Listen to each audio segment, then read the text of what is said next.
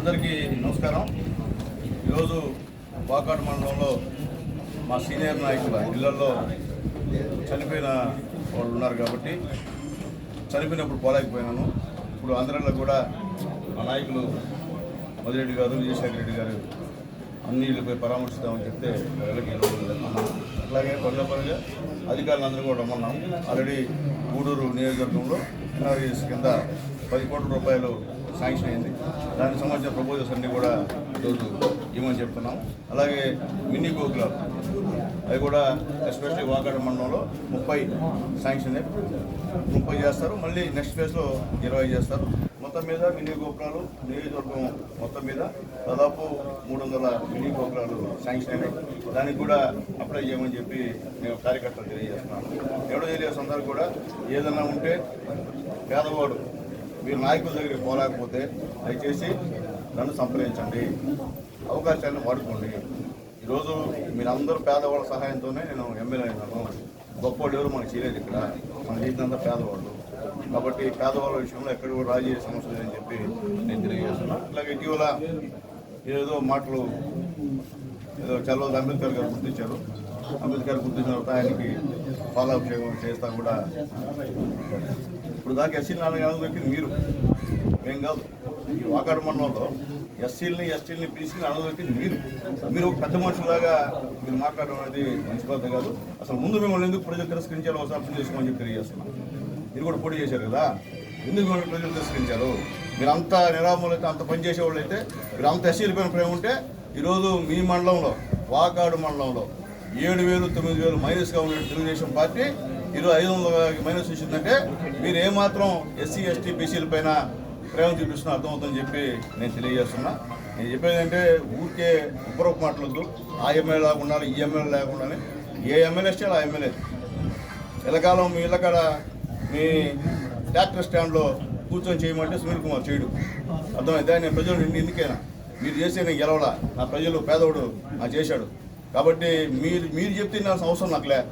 మీరేమో ఎమ్మెల్యేలు కాదు, మీరేమో మున్సిపల్ చైర్మన్లు కాదు, ప్రజల నుంచి ఎక్కడ కూడా ఆఫ్టర్ సర్పంచ్ కూడా గెలిచే పరిస్థితి లేదు మీది.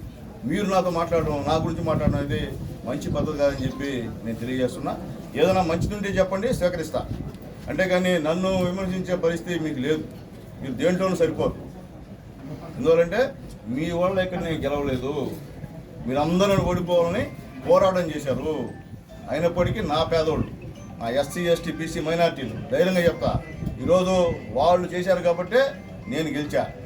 ఇప్పుడు కాదు ఎప్పుడు కాదు, అదే పద్ధతి అదే బ్రాండ్ నాది.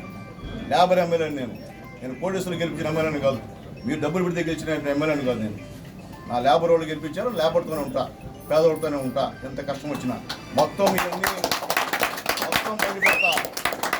మీరు పేదోళ్ళ దగ్గర గుంటలు చేసుకొని సంవత్సరం ఆ డబ్బు ఎవరికి ఇస్తున్నారో నాకు తెలుసు. మీరు ఏ దేవాలయ భూములు ఆగిపోయి చేశారో నాకు తెలుసు. అవన్నీ బయట తీస్తా అనుకుంటున్నారేమో. ఊరికే ఉండాలి సునీల్ కుమార్ అని, అంత తేలిగ్గా సునీల్ కుమార్ ఊరుకున్నాడు కాదు. మీరు చేసిన అవినీతి అంతా బయట తీస్తా. పెద్ద మనుషులాగా పైకి సమాజంలో మీరు తిరుగుతా. మీరు పేదవాళ్ళని మోసం చేసి చేస్తున్న కార్యక్రమాలన్నీ కూడా త్వరలో మా నాయకులందరితో మాట అన్నీ కూడా బయట చేస్తా, ప్రజలకు తెలియజేస్తా. ఈ వాకాడు మండలంలో ఇన్ని సంవత్సరాలు ఏం దోపిడీ జరిగింది, ఈరోజు కూడా భయపిస్తున్నారు. ఏందో ఏమైపోయిందో. కాబట్టి దయచేసి ఆ పరిస్థితి వద్దు. అయితే ఒకటి చెప్తున్నాను, ఎక్కడ కూడా ఎస్సీ ఎస్టీ బీసీలకి తగ్గు వచ్చినప్పుడు మాత్రం ఖచ్చితంగా ఒకవేళ ఏదైనా పొరపాటు జరుగుతుంటే మొన్న ఇంకైతే అటువంటి పొరపాటు జరగవు. అట్లా పోలీసులు మాకు చెప్పి కేసులు కట్టరు. గతంలో మీరున్నారు, పోలీసులు ఏమంటారో భయపిచ్చి చేసుకున్నారు. మేము ఆ పరిస్థితి కాదు. మా నాయకులు పోలీసులు అంటే ఎప్పుడు గౌరవం, చట్టం అంటే గౌరవం. మాది రాజారెడ్డి రాజ్యాంగం కాదు, మాది అంబేద్కర్ గారి రాజ్యాంగం. కాబట్టి అలాంటి విషయాలు ఏమైనా ఉంటే ఖచ్చితంగా ఎవరైతే నిజంగా మీరు లేకుండా మీ పైన కేసులు పెట్టుంటే అవన్నీ కూడా పోలీస్ అధికారులతో మాట్లాడి మీకు న్యాయం చేస్తా. దాంట్లో రాజీ లేదు. ఎందుకంటే అవతల కూడా పేదవాళ్ళు కాబట్టి. పేదవాళ్ళతో రాజీ నాది ఎప్పుడు, మీతో అయితే రాజీ కాదు. నేను మళ్ళీ తెలియజేస్తూ, అలాగే అక్కడ బారెడ్డిపాలెంలో బ్రిడ్జి పడిపోయిన తర్వాత వెంటనే కలెక్టర్ గారి దగ్గరికి వెళ్ళి అప్లికేషన్ ఇస్తే 1,75,00,000 శాంక్షన్ ఇచ్చారు. అయితే కొంతమంది స్వార్థపరులు గతం నుండి అలవాటు పడినటువంటి వీళ్ళు ఎవడో ఒకటి దగ్గర అది ఇచ్చి 15% లెస్ ఇచ్చాడు. అంటే చేయాలనే లేదా చేయకూడదని అర్థం కానిటువంటి పరిస్థితి ఈరోజు. అంటే మేము తీసుకొస్తే నేను పోయి కలెక్టర్ నేను డబ్బులు తీసుకుని అడ్డం పడతారు.